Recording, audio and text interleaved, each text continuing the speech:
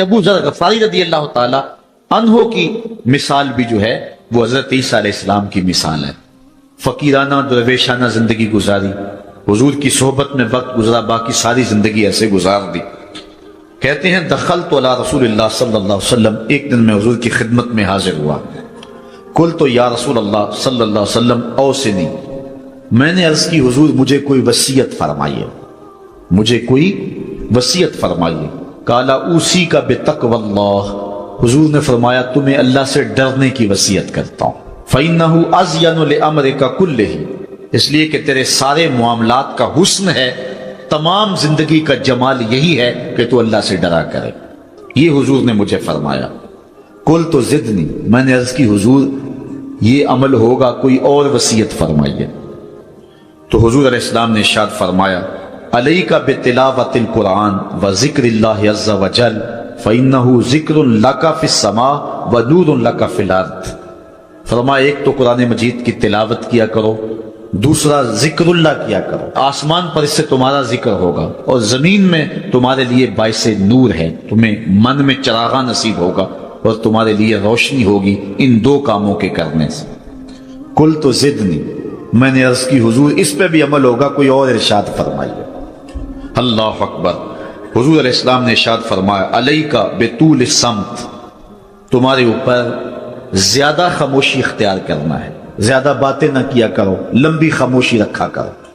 فإنہ مطردۃ للشیطان وعون لک فی امر دینک، اس سے دو فائدے ہوں گے، ایک تو شیطان بھاگ جائے گا، دوسرا امر دین میں تجھے تقویت ملے گی.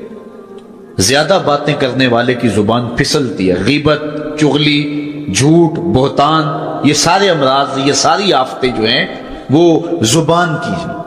اس لیے کہا کہ زبان کی حفاظت کرنا، تو زیادہ لمبی خاموشی اور زیادہ لمبا سکوت اختیار کر لینا، اس لیے تجھے دنیا میں بھی فائدہ ہوگا، شیطان بھی بھاگ جائے گا اور تیرے دین میں بھی تجھے مضبوطی ملے گی.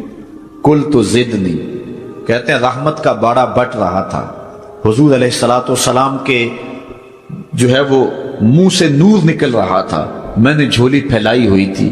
میں نے عرض کی حضور اس پہ بھی عمل ہوگا، کچھ اور ارشاد فرمائی. تو آقا کریم علیہ السلام نے ارشاد فرمایا قال ایاک وکثرۃ الضحک فإنہ یمیت القلب ویذھب بنور الوجہ، میں تجھے نصیحت کرتا ہوں کہ تم زیادہ ہنسا نہ کرو، زیادہ ہنسنے سے گریز کرو، اس لیے کہ زیادہ ہنسنے سے ایک تو دل مردہ ہو جاتا ہے اور دوسرا چہرے کا جمال ختم ہو جاتا ہے، چہرے کی روشنی چلی جاتی ہے.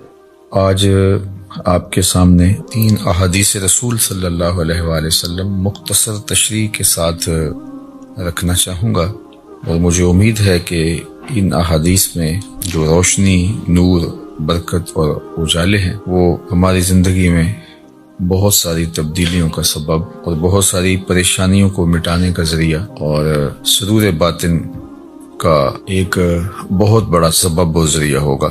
حضرت عبید اللہ بن محسن الانصاری رضی اللہ تعالی عنہ فرماتے ہیں کہ اللہ کے محبوب علیہ السلام نے ارشاد فرمایا من اصبح منکم آمنا فی سربہ، جس نے صبح اس حال میں کی کہ وہ بالکل امن میں تھا، اس کے ماحول میں، اس کے قبیلے میں، اس کے گھر کے اندر چین اور قرار تھا، کوئی ناگہانی آفت نہیں تھی، کوئی ایسی چیز نہیں تھی کہ جو اٹھتے ہی اس کو بے چینی، پریشانی اور دکھ اور تکلیف دیتی، بد امنی نہیں تھی، وہ آرام کے ساتھ اٹھا، سکون اور طمانینت کے ساتھ اس نے صبح کا آغاز کیا. معافن فی جسدہ، اور اس کے جسم کو کوئی بیماری نہیں تھی، اللہ نے اس کو عافیت سے رکھا، وہ صحت کے ساتھ اور امن کے ساتھ بیدار ہوتا ہے. اندہ قوت یومہ، اور اس دن کی ضرورت کا کھانا اس کے گھر میں موجود تھا. یہ تیسری چیز اللہ کے محبوب علیہ السلام نے ارشاد فرمائی فَكَأَنَّمَا حِيزَتْ لَهُ الدُّنْيَا بِحَذَافِيرِهَا، تو فرمایا کہ دنیا تمام تر پہلوؤں کے ساتھ، اپنی تمام تر خوبیوں کے ساتھ اس کے ہاں جمع ہے، یعنی اس کو پھر کوئی کمی نہیں ہے اگر اس کو یہ 3 چیزیں میسر آ گئیں۔ سب سے پہلی چیز کہ صبح اٹھا تو اس کے گھر میں امن تھا۔ انسان کی بنیادی ضرورتوں میں سے ایک ضرورت امن ہے۔ بد امنی، بے چینی اور معاشرے کے اندر پھیلا ہوا انتشار یہ بہت اذیت ناک ہوتا ہے، اور اگر انسان کو اپنی جان کا بھی خطرہ ہو تو اب مجھے آپ بتائیے کہ باقی چیزیں تمام کی تمام میسر بھی ہوں تو ان سے تلذذ تو حاصل ہی نہیں کیا جا سکتا۔ تو انسان کی بنیادی ضرورت امن ہے، اور پھر اگر صحت نہیں ہے تو ڈھیر ہوں دولت کے تو وہ کس کام کے۔ اور تیسری بات کہ انسان کے پاس صحت بھی ہے اور امن و امان میں بھی ہے، لیکن کھانے کو ایک دن کی روزی بھی نہیں ہے، تو ظاہر ہے پیٹ تو تقاضا کرتا ہے۔ بھوک جب ستاتی ہے تو انسان اس کے لیے بے چین ہو جاتا ہے۔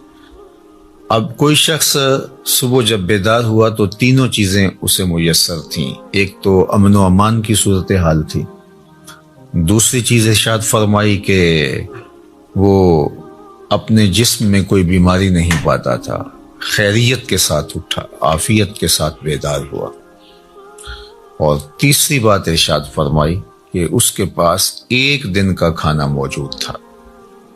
تو فرمایا کہ اس کو دنیا کی کوئی کمی نہیں ہے، وہ شکوہ نہ کرے کہ میرے پاس کچھ ہے نہیں۔ یہ 3 چیزیں مل گئیں تو اللہ نے اس کی جھولیاں بھر دی ہیں۔ آج کا انتظام اس نے تمہارے لیے کر دیا ہے نا، تو کل کا بھی ہو جائے۔ آج اگر صحت ہے تو اللہ کل بھی عطا کر دے گا۔ آج اللہ جل شانہ نے امن اس کے لیے میسر فرمایا ہے تو کل کا دن بھی اس سے توقع رکھنی چاہیے کہ ایسے ہی گزرے۔ تو یہ 3 چیزیں اگر میسر ہیں اور پھر بھی انسان شکوے کی زبان کھولے تو وہ اس کو ناشکرہ کہا جائے گا، اور اگر کوئی ان چیزوں کے میسر آنے پر اللہ کا شکر گزار ہو اور اس کا سر اللہ کے حضور شکرانے میں جھک جائے تو اللہ اس کو اور زیادہ رحمتوں سے نوازنے والا ہے۔ تو یہ ایک تو اس حدیث میں ہمیں توکل سکھایا گیا، اللہ تعالیٰ جل شانہ پر راضی رہنے کا سبق دیا گیا، خام خواہ ہمیں واویلا کرنے سے منع کیا گیا۔ آپ اپنی سہولت، اپنی طاقت کے مطابق رزق کمانے کے اندر مشغول رہ سکتے ہیں، لیکن اپنے آپ کو اتنا تھکا لینا اس کے لیے کہ زندگی ہی تلخ ہو جائے، یہ کوئی دانش مندی نہیں ہے۔ آج کی تاریخ میں جو ہمارے ساتھ جڑی ہوئی ضرورتیں ہیں ان میں سے بہت ساری ضرورتیں ایسی ہیں کہ جو خود ساختہ ہیں، وہ ہماری ذاتی طور پہ خود ساختہ جڑی ہوئی چیزیں ہیں، یا معاشرت نے خود ساختہ چیزوں کا اتنا بوجھ ہمارے اوپر لاد دیا ہے کہ وہ ہمیں کرنا پڑ رہا ہے۔ اگر معاشرہ اللہ کے رسول صلی اللہ علیہ وآلہ وسلم کے بتائے ہوئے طریق کے مطابق سادگی اختیار کرتا ہے اور میانہ روی کے ساتھ وہ زندگی بسر کرتا ہے تو ان حالات کے اندر بھی زندگی تلخ نہیں ہے، لیکن چونکہ ہم دیکھتے ہیں دوسروں کو اور ان کی دولت، ان کا مال، ان کو میسر نعمتوں کے ساتھ اپنا موازنہ کرتے ہیں اور پھر اپنے آپ کو خام خواہ تھکانے لگ جاتے ہیں اور ایک اذیت میں مبتلا ہو جاتے ہیں۔ تو فرمایا کہ جس کو اس حال میں صبح ملی کہ وہ امن و امان میں تھا، اس کے جسم کو کوئی بیماری نہیں تھی اور اس کے پاس اس دن کا کھانا موجود تھا، تو اللہ تعالیٰ نے گویا اس کو دنیا کی ساری نعمتیں عطا کر دی ہیں۔ یہ نصیب ہو گیا تو وہ اللہ کا شکر بجا لائے۔ حضرت عبداللہ بن عمر بن عاص رضی اللہ تعالیٰ عنہ سے مروی ایک روایت جو امام مسلم نے اپنی سند کے ساتھ روایت فرمائی ہے کہ ان رسول اللہ صلی اللہ علیہ وآلہ وسلم قال، اللہ کے محبوب علیہ الصلوۃ والسلام نے ارشاد فرمایا، قد افلح من اسلم، فلاح اس نے پائی جس کو اسلام کا نور نصیب ہو گیا۔ سب سے بڑی دولت جو ہمیں اس دنیا کے اوپر عطا کی گئی ہے وہ ایمان کی دولت ہے، اور سب سے بڑی دولت جو ہمیں آخرت میں عطا کی جائے گی وہ دیدار الہی ہے۔ جو اس دنیا میں اسلام سے ایمان سے محروم رہا تو وہ حقیقی محروم ہے۔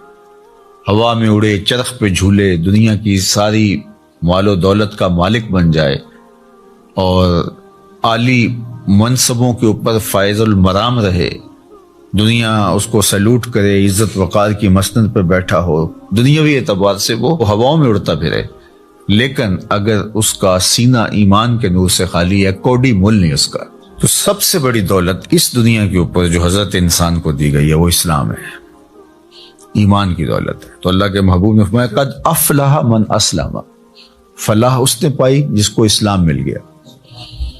اللہ اکبر، یہاں لفظ جو استعمال کیا گیا ہے وہ افلح ہے، یعنی وہ کامیاب ہوا۔ فلاح کا لفظ جو ہے یہ بہت جامع لفظ ہے اور ہم سب لوگ اس لفظ سے اچھی طرح آگاہ ہیں، شناسہ ہیں۔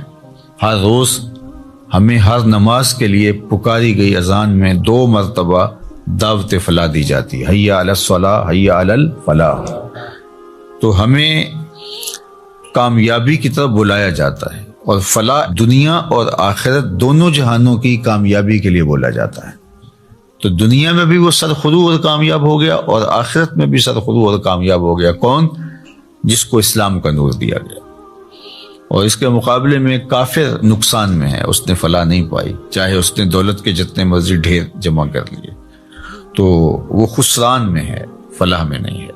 وَقَانَ رِزْقُهُ كَفَافًا، ایک تو اس کو اسلام ملا، اور دوسرا اس کے پاس گزارے کا رزق میسر تھا، اس کی ضرورت اس سے پوری ہو رہی تھی، وہ فاقوں سے مر نہیں رہا تھا، اس کی ضرورتیں پوری ہو رہی تھی، اس کا بدن برہنہ نہیں تھا، بدن ڈھانپنے کے لیے کپڑے میسر تھے، پرانے سے ہی، بہت مہنگے نہیں، واجبی سے ہی صحیح، اس کو جو ضروریات زندگی ہے وہ میسر ہیں، اور گزارے کا رزق اللہ تعالیٰ نے اس کو عطا کر دیا ہے۔ یہ 2 چیزیں، اسلام کی دولت اور گزارے کا رزق۔ اب تیسری بات کیا فرمائی؟ وَقَنَّعَهُ اللَّهُ بِمَا آتَاهُ، اللہ جل شانہ نے اس کو یہ جو عطا کیا ہے اس پر وہ مطمئن ہے، اور اس پر وہ قناعت کرتا ہے، اس پر وہ راضی ہے کہ مالک تو نے مجھے جس حال میں رکھا ہے میں واہ خوش ہوں اس پر۔ اللہ اکبر۔ تو ایسا شخص کامیاب ہو گیا، یعنی ایمان کا نور نصیب ہے، اسلام کی دولت میسر ہے، اور ضرورت کی روزی اس کو نصیب ہو جاتی ہے، اور اس پر وہ راضی بھی ہے، اس پر وہ قانع بھی ہے، خوش ہے کہ مالک میں تیری تقسیم پہ راضی ہوں۔ اللہ سے زیادہ کی اگر وہ طلب کرے اور کوشش اور سعی کرے تو شریعت اس سے بھی نہیں روکتی، لیکن جتنا اس نے عطا کر رکھا اس پہ بھی تو راضی رہے، اس پہ بھی تو خوش رہے۔ اگر نہیں خوش رہے گا تو کیا کرے گا؟ اللہ نے تو جو مقسوم اس کے لیے کیا ہے، جو لکھا ہے وہی ملے گا اس کو، تو اب وہ الٹی چھلانگے بھی لگائے تو کچھ نہیں کر سکتا۔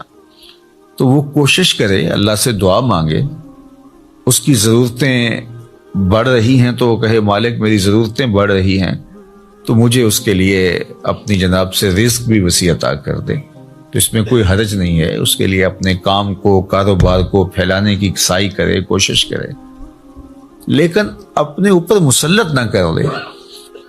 یہ اس کے ذہن، دل، دماغ میں ہونا چاہیے کہ مالک جہاں تو مجھے رکھے گا میں رہوں گا وہاں راضی، لیکن تو کرم کر کے مجھے اور زیادہ عطا کر دے۔ تو پھر وہ جس حالت میں ہے اس حالت میں بھی خوشی کے ساتھ زندگی بسر کر رہا ہوگا، اور اللہ اس کی حالت اگر بہتر فرما دے تو اس میں بھی اس کو خوشی اور شکر کی کیفیت نصیب ہوگی۔